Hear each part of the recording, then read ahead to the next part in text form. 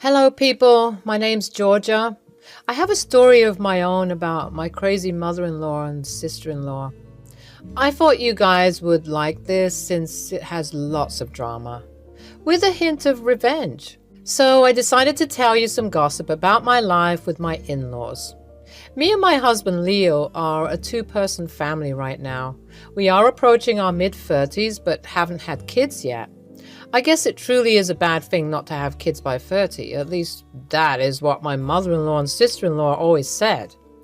My mother-in-law Paula is one of those people who is expert at making others do what she wants. She can be extremely manipulative and demanding of everyone. While she is easy on her daughter Alicia, Leo and his father John have the short end of the stick. Paula has always been on our butt about having kids. She always said, "When are you two having kids? I'm getting tired of waiting." Paula, we just got married last year. We want to be properly settled before planning our future. We will need time. That is not acceptable at all. You guys should have kids right now. I know you're holding your womb hostage. Leo for sure wants to be a dad. Mom, what are you saying? It was a joint decision. We both want to advance our careers a bit before we have kids. We have to be sure that we're capable of having kids. All this is nonsense. Taking care of children comes naturally. It is not good enough excuse for you guys to not have kids.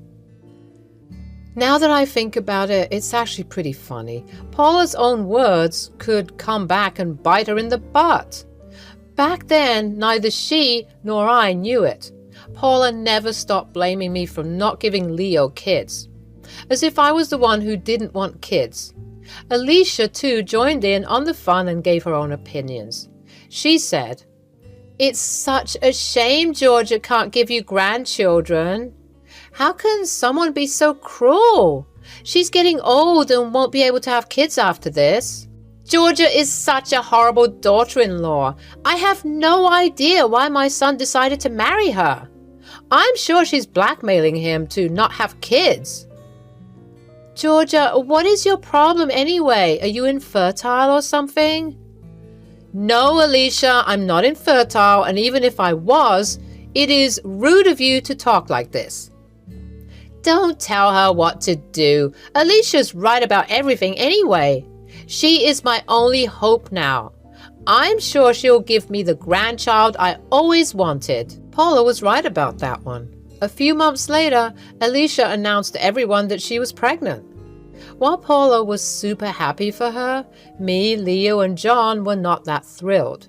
You see, Alicia was 20 back then and not doing anything with her life.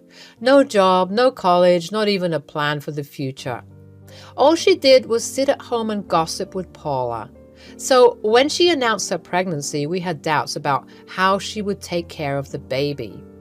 When we expressed our doubts, both Paula and Alicia reacted badly. It's not like we told her to give up the baby, we simply encouraged her to start being more serious about her future. We said, "Alicia, now that you're pregnant, you should start thinking about your career. A baby is a big financial responsibility. You need to be prepared to deal with everything." Why the hell would I think about that? Being a mother is my career. I don't need to do anything else. Since I will have full custody of the kid, his father will pay me money. The father will just pay child support, Alicia. The money will be for the child. Besides, it's not just a financial aspect. You need to start being serious about life. A child is a lot of responsibility. That's what I've been telling her. Alicia, you need to stop being so lazy. You need to be ready to take care of a baby. It can become taxing since you don't take your responsibilities seriously. Apparently, that was the wrong thing to say. Paula and Alicia erupted into anger at our words. They took it as a personal attack. They said, "Dad, you should help out with my finances. I'm just 20 years old. I can't dedicate my whole life to a child. I'm too young for that." Absolutely. Don't worry, Alicia. Me and John will take care of you. Besides, Georgia stays at home all day anyway. She can help with childcare. It's not like she has anything better to do. Yeah, that will teach her how to be a good parent in the future. She sure needs the training. I was pretty stunned at their words. I had no idea why they thought I would agree to babysit a child when I knew nothing about it.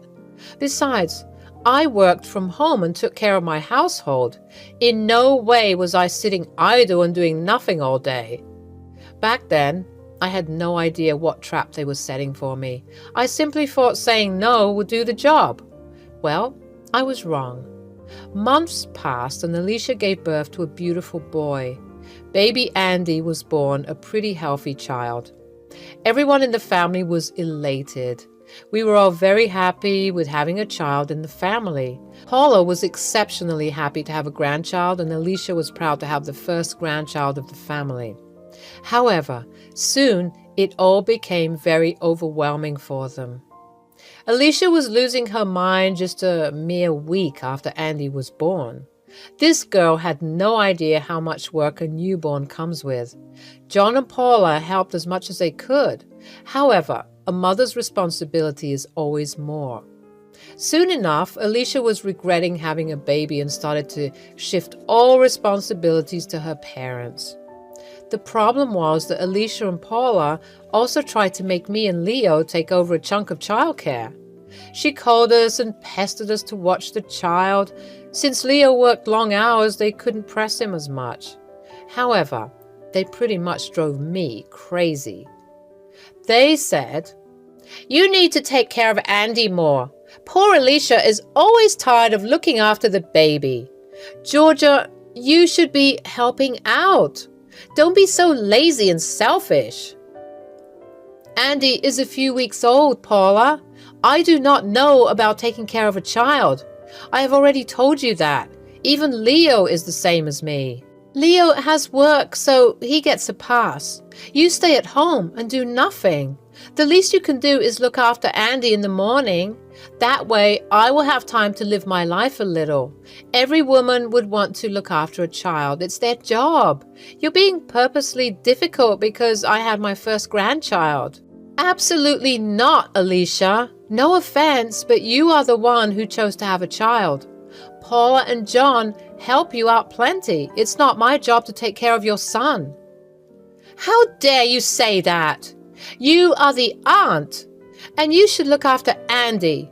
Alicia is just a young girl. You're old enough to look after a child. Don't give excuses." No matter how much I tried to make them understand, they wouldn't listen to me. In their eyes, I was a bitter old lady who would rather lounge around than take care of her nephew. I was getting pretty tired of their persistent bullying. However, I had no idea that things would get much worse. One day, I saw that I was added to a strange group chat. It was only me, Paula, and Alicia. I thought that it was really weird that they would add me to anything. I mean, it's not like we were all best friends. Then, the texts started to come in and I knew why I was in the group chat. They said, "Hey, Georgia, I was texting you to tell you that me and Mom will drop off Andy with you tomorrow. You need to babysit him till dinner." "You have to be kidding me. Andy is a newborn. You can't just leave him with me. I cannot look after him. I have work, plus I don't even know how to take care of a baby." "Well, I don't know that either, but I manage. You'll manage as well. I'll be at your house bright and early." No, I will not agree to this. You can't just leave your newborn with anyone at this stage. I'm not agreeing to this.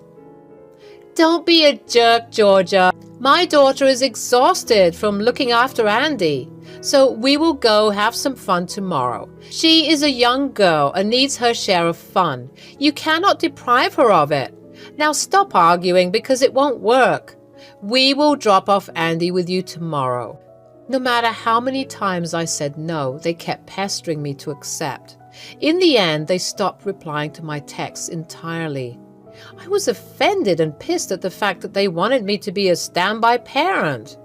When I showed Leo the texts, he tried to play it cool. He said, "Don't worry about it, Georgia. I'm sure Mom and Alicia got your message. They will arrange something else." There is no way I'm taking care of a newborn, Leo. If they show up, I will turn them away. I can promise you that. Of course you will. None of us are qualified to take care of a newborn. Mom and Alicia won't be that stupid to force this on you. They are tired and must have spoken out of desperation. Leo tried to calm my fears, but for some reason, I was still anxious. With the experience I had with Paula and Alicia, I knew they would try and con me into caring for Andy. I really hoped they had gotten my message and dropped the topic. They did read my text but never replied, so I was pretty anxious about what they were planning. The next day, my worst fears came to light. That morning, I was going through my usual routine. After Leo left for work, I stepped into the shower to take a warm bath before starting to work. After I was done, I came downstairs to have some food, but when I went to the living room, I heard the cries of a child. Immediately, I was alarmed. The sound was coming from the front door. In my mind, there was only one way there was a child at my door. I went to the door and opened it. What I saw made my blood boil. Andy was crying in her car seat that was right on my driveway. Immediately, I took Andy in and kept him in the living room. It was freaking 100 degrees outside, so he must have been out in the sun for a while. I was furious. Andy didn't even have a diaper bag or formula with him. I had no idea what I should do. First, I called my neighbor who had a child. I begged her for some formula so that I could feed Andy. My neighbor understood my situation and came to give me some formula. She was the one who fed Andy and calmed him down. While she was with Andy, I decided to check the security cameras. Lo and behold, Paula was ringing the doorbell once and leaving Andy in the driveway. I was beyond mad. I called her to get to the bottom of it. When she picked up, I said, "Why the hell have you left Andy in my driveway? The child was out in the heat for at least 10 minutes. What is wrong with you? Where is Alicia?" "You need to calm down, Georgia. Alicia's with me. My poor daughter is tired of being with the baby, so I took her out for a fun day. We will be gone till dinner." "What? But what about Andy? He can't be here all day." "You need to take care of him now. Alicia is tired of looking after Andy. She needs a break. You are the aunt, so you better step up and help out. You sit at home and do nothing anyway." "You cannot do this, Paula. You are insane. This is child abandonment." "Don't be so dramatic. You're clearly at home and can take care of the child. Andy is not abandoned at all." "Listen to me, Paula. I never signed up to take care of the child. You didn't even inform me when you dropped him off here. You and Alicia need to come back immediately or there will be consequences. We are already at a nail appointment. We have way too much planned today. Don't be a witch. Now, I'm going to hang up and turn off my phone so that we can have some fun. Bye." Saying that, Paula simply hung up on me. I was shocked by their irrational behavior. Alicia had also turned off her phone or blocked my number. After 15 minutes of trying to reach them, I was fuming. So I decided to make them face some serious consequences. First, I called Leo to put some sense into his head. When he picked up, I said, "Leo, your mom just dropped off Andy on our doorstep. She didn't even call me, just rang the doorbell and left." "What? Mom did that? You have to be kidding me. Where is Alicia? Did you call them?" "Yes, I did call them both. They're together and left for a nail appointment. They demanded that I take care of Andy. From what they said, they won't be back till the evening at least." Oh my God. They have gone freaking crazy. What do we do? "I'm going to call the police, Leo. They have abandoned their child on my doorstep. If we don't teach them a lesson, They will never learn. What they did today was unsafe and highly inappropriate. You're right about that, Georgia. Fine. Let me try and reach them. If they don't answer, you can call the police. After hanging up, Leo did try to reach Alicia and Paula. The calls never went through. Paula had only left him a message saying that I needed to stop being a witch and look after Andy. Leo was furious and told me to call the police. That started a chain of events that Paula or Alicia never predicted. I called the police and they were at the house in no time. After shaking them all the security footage and text messages, they called CPS and took the baby into their care. I knew that the police tried to get in touch with Paula and Alicia. Since they switched off their phones, the cops were forced to contact John. John did call me immediately after the police got in touch with him. He was at work and was forced to drive to the police station to get the baby and talk to the cops.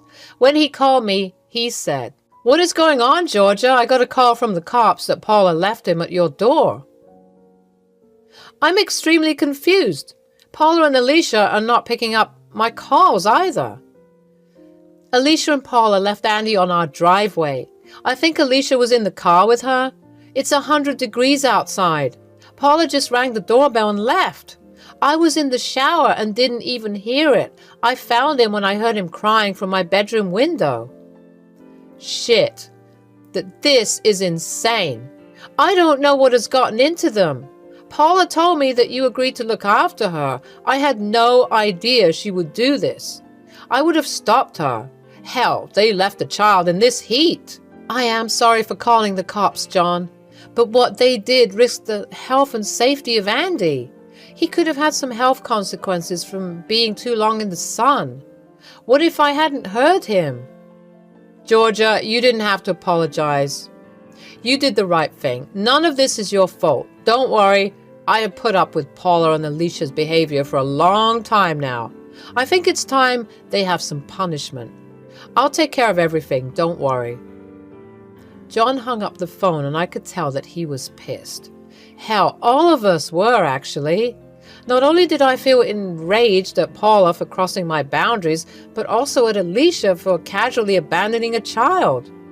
I may not have a child, but that doesn't mean I'm not worried about Andy. I would have gladly taken care of him if I was free and if he literally wasn't a newborn. Paula and Alicia pushed me too far, and now they would face the consequences. The day went by and Leo returned home from work. Just as we were about to have dinner, Paula showed up on our doorstep. She was literally pounding at our front door and begging to talk. When we opened the door, she fell on her knees and started to cry. She said, "Georgia, please tell the cops that you lied. Tell them that there has been a misunderstanding. They already arrested Alicia for child endangerment and neglect. They'll take me too once they find me. Even the CPS has gotten involved. Alicia will lose the baby. Please don't do this. Both of you belong in jail. You have absolutely no problem abandoning a child. Now you are here begging for mercy. I've put up with your boundary-stomping acts for so long. Today you crossed all limits and put a child in danger. We thought Andy was safe. You would have looked after him. I knew you wouldn't turn away a child, so I thought I could just drop him off and leave. This wouldn't have happened if you had just agreed to babysit." Stop blaming this on Georgia, Mom. You have some nerve trying to justify your actions. You left a baby out in this heat wave. You are a monster. Georgia is right. You belong in jail. As for Alicia, I am sure her ex would be a much better parent than her. She deserves to have Andy taken away. Don't say that, Leo.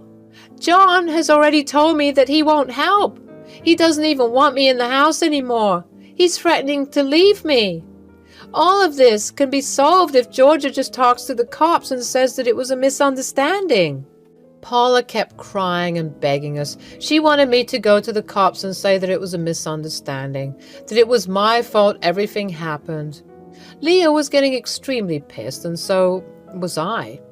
Leo then threatened to call the cops to take her away. She got scared and left. In the aftermath of the police call, Paula was ultimately arrested when she tried to flee from the city. She was promptly put in jail, just like Alicia.